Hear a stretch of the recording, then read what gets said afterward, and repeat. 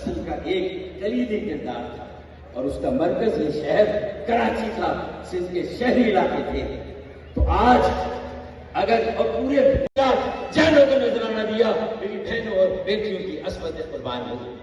اب آئیے، جب یہ پاکستان بس حل ہے، کراچی کے جملہ مسائل کا حل ہے، سندھ کے شہروں میں رہنے والے اکثریت جن کی پاکستان بنانے والوں کی موجودہ نسل سے ہے،